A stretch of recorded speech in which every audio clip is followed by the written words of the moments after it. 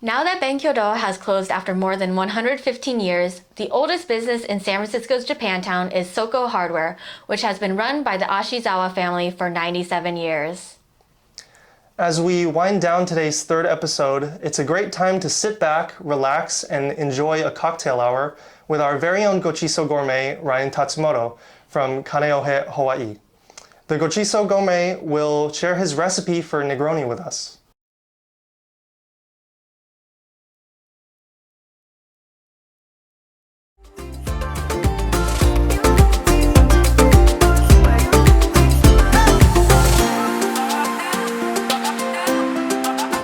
Hi, it's Ryan Tatsumoto, the Gochiso Gourmet, coming to you with another cocktail session where it's always 5 p.m. Today's cocktail is Ryan's Negroni. There actually is a regular Negroni. It's equal parts of the bitter red liqueur Campari, gin, and sweet vermouth.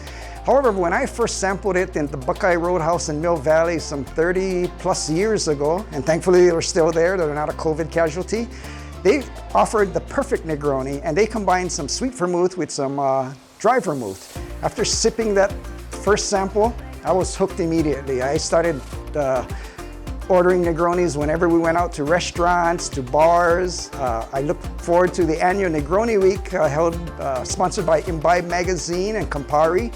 And I even had this custom Negroni decanter made for me from Reclamation Etchworks, which is based out of Santa Rosa.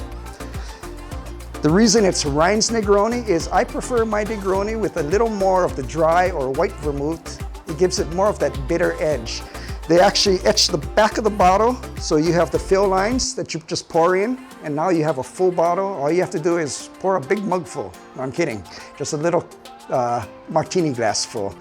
So because this is a little chilled already, normally I shake it in a cocktail shaker, the way James Bond likes his cocktails, shaken, not stirred. But I'm just gonna pour it in a martini glass. It's usually served, if you go to a restaurant and you don't ask for a specific glass, they'll serve it in an old-fashioned on the rocks, garnished with a little orange peel. So this one, I just have to pour a little.